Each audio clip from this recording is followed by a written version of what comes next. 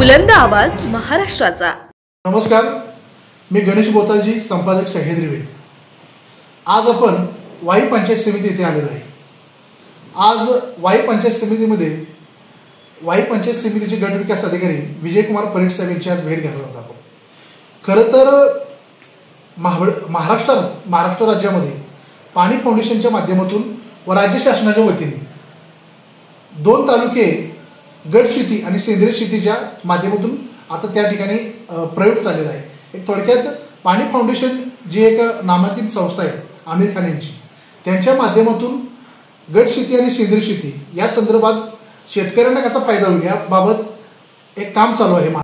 राहुरी हा एक तालुका आणि आपल्या सातारा जिल्ह्यातील वाई तालुका या संदर्भात घेतलेला आहे आणि त्या संदर्भातच वाई तालुक्यामध्ये गट शेती आणि सेंद्रिय शेती या संदर्भात वाई पंचायत समितीचे गट विकास अधिकारी विजयकुमार परीट साहेब यांच्या मार्गदर्शनाखाली अतिशय सुंदर पद्धतीने वाई तालुक्यामध्ये उपक्रम चालू आहे आणि ह्या संदर्भातच आपल्या वाई पंचायत समितीचे गट विकास अधिकारी विजयकुमार परीट साहेब यांची आपण माहिती घेणार आहोत, मुलाखत घेणार आहोत आणि त्यांच्याकडून माहिती घेणार आहोत। साहेब नमस्ते।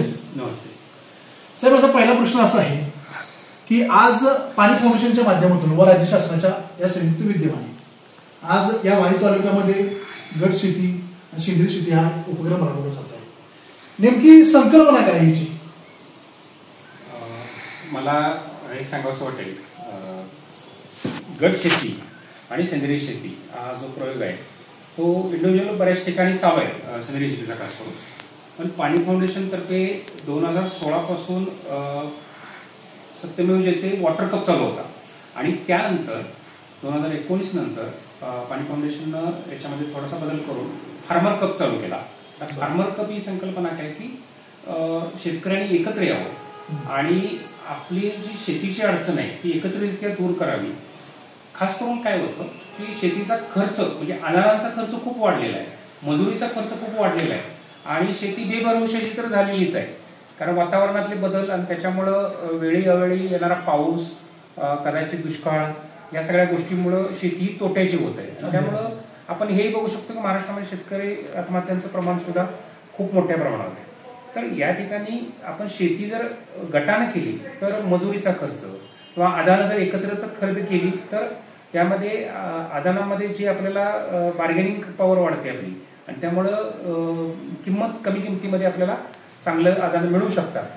ही जी संकल्पना आहे त्याच्यामुळं शेतकऱ्यांचा खर्च कमी आणि उत्पादकता कशी जास्त वाढवता येईल आणि ती सेंद्रिय शेतीच्या माध्यमातून। आता याच्यामध्ये गट शेतीचा प्रयोगमुळं खर्च कमी येणं, मजुरीचा खर्च कमी येणं, बाकीचा खरेदीचा खर्च कमी येणं हे होईल आणि त्याचबरोबर सेंद्रिय शेतीमुळे काय होईल तर आपण जे आता अन्न खातो त्यामध्ये रासायनिक द्रव्यांचा वापर फार मोठ्या प्रमाणात केला जातो, म्हणजे खतं असतील ती रासायनिक वापरली जातात, कीटनाशक हे वापरलं जातं, ती अत्यंत घातक अशी विषारी द्रव्य असतात की जी मातीमध्ये मिसळतात आणि पर्यायानं पाण्यामध्ये पण मिसळतात आणि काही प्रमाणात आपल्या अन्नात सुद्धा ती समाविष्ट होतात आणि त्यामुळे आपल्याकडे बघतो आपण की वेगवेगळ्या प्रकारचे आजार हे वाढू लागले।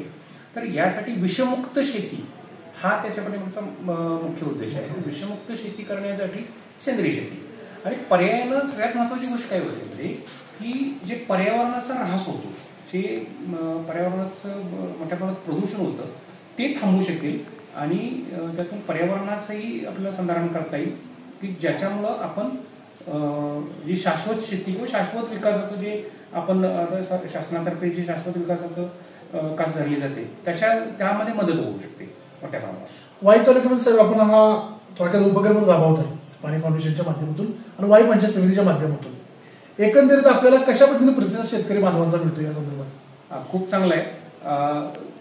याच्यासाठी मी महत्वाचं श्रेय देऊ इच्छितो पाणी फाउंडेशनचे जे प्रमुख सल्लागार आहेत डॉक्टर अविनाश पोळ, की जे साताऱ्याचेच सुपुत्र आहेत, त्यांच्या मार्गदर्शनाखाली मी हे सगळं ऍक्च्युअली करत आहे आणि याच्यामध्ये पाणी फाउंडेशनचेच जे काम करतात इथं वेळूचे सुखदेव तात्या भोसले असतील, राहुल बसल असतील, तर ह्या सर्वांनी मला मोठ्या प्रमाणात मदत केली हे गट कसे बनवावेत आणि त्याच्यासाठी आम्ही वेळोवेळी पंचायत समितीमध्ये कार्यशाळा घेतल्या, बचत गटांच्या खास करून कार्यशाळा घेतल्या आणि शेतकऱ्यांच्या, सरपंचांच्या, ग्रामसेवकांच्या सगळ्यांच्या कार्यशाळा घेतल्या आणि त्यातून जो 48 गट आता आपल्याकडे तयार आहेत आणि जे त्यांची नोंदणी फार्मर कपच्या ॲपवर नोंदणी झालेली आहे. आणि मी पाणी फाउंडेशनचं खास करून आभार मानेन की सध्या त्यांनी 46 तालुके फक्त पूर्वीचे तेच चालू ठेवलेले आहेत, एक गट शेती प्रीमियर लीग म्हणून.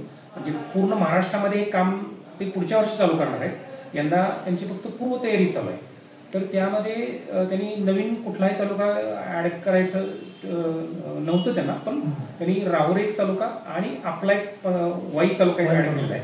तर त्याच्यामध्ये सगळ्यात महत्वाचं म्हणजे आम्ही जे त्यामध्ये तळमळ दाखवली किंवा जी इच्छा दाखवली त्याला अनुसरून त्यांनी जो प्रतिसाद दिला, त्यामुळं आपला वाई तालुका सुद्धा त्यामध्ये ऍड झालेला आहे. 2च तालुके ऍड झाले, त्यापैकी राहुरी आणि वाई तालुका. साहेब, आता हा जो उपक्रम आहे तो साधारणतः काही कालावधी काय त्याचा, आणि गट शेती जो प्रीमियर लीग आहे याला काय पाणी फाउंडेशनच्या माध्यमातून काय बक्षीस वगैरे आहेत का काय त्याबाबत? आता गट शेती प्रीमियर लीगला बक्षीस नाही ठेवले त्यांनी, फक्त ती प्रीमियर लीग म्हणून ठेवलेली आहे.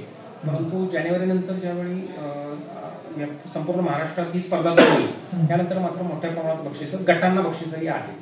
ठीक आहे, महिला गटांना आहे, तालुका स्तरावर आहे, जिल्हा आणि नंतर राज्य स्तरावर आहे. अशी भरपूर बक्षीस आहेत.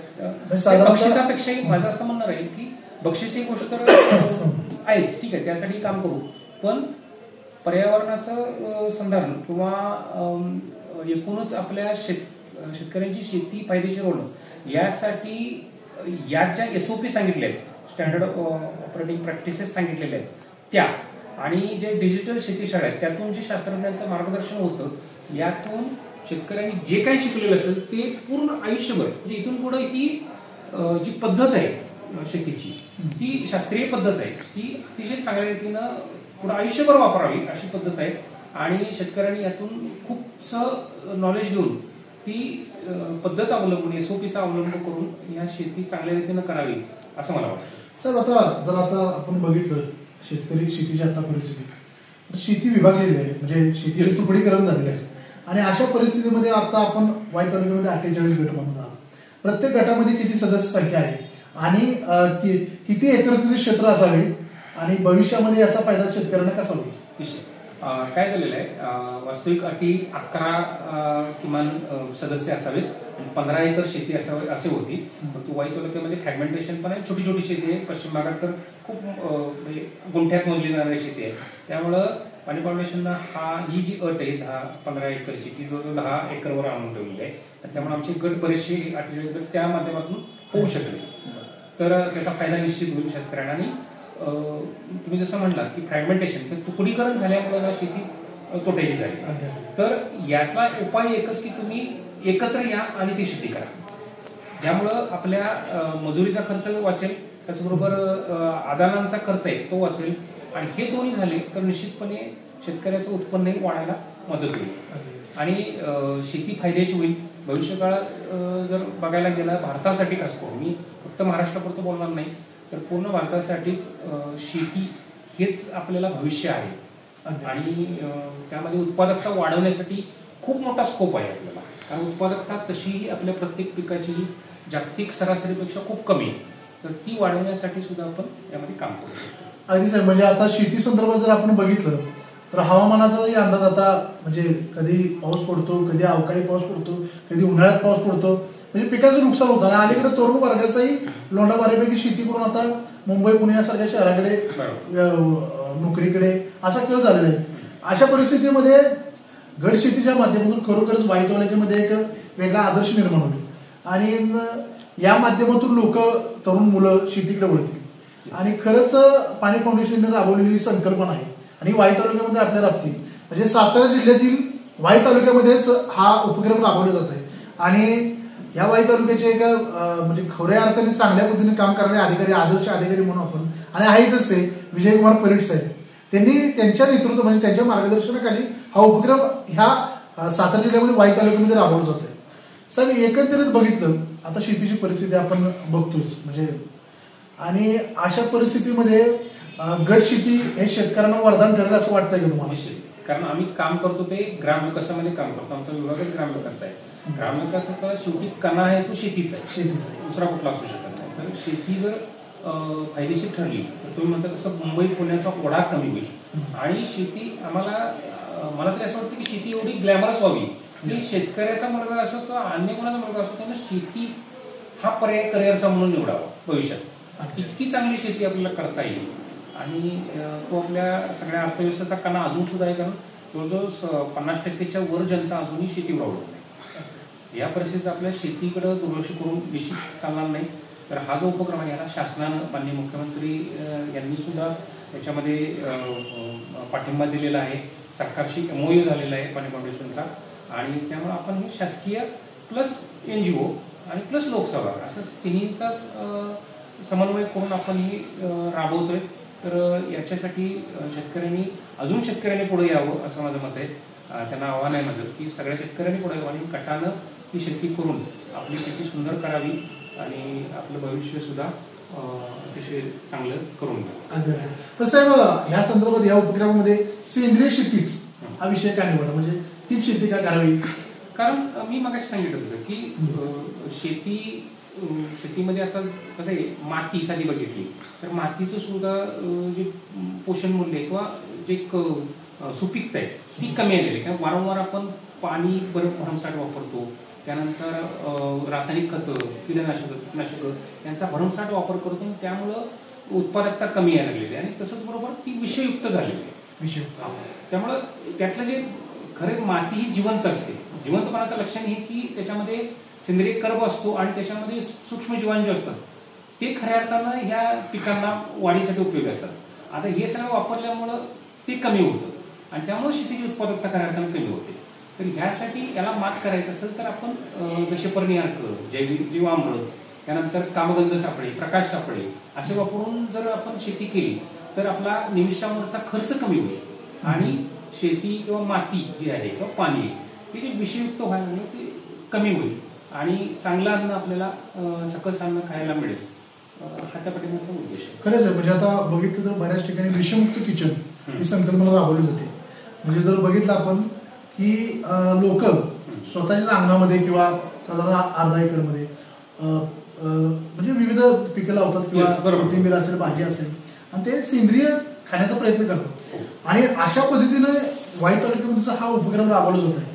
म्हणजे खरोखरच एक राज्याला आदर्श उपक्रम आहे आणि खरोखरच वाई तालुक्यामध्ये जरी प्रायोगिक तत्वावर राबवले जात आहे, परंतु आम्हाला एक विश्वास आहे की परेड साहेबांच्या नेतृत्वाखाली, मार्गदर्शनाखाली सर्व शेतकरी बांधव आज 48 गट या तालुक्यामध्ये तयार झालेले आहेत वाई तालुक्यामध्ये आणि अतिशय चांगल्या पद्धतीने उपक्रम ह्या तालुक्यामध्ये चालू आहे.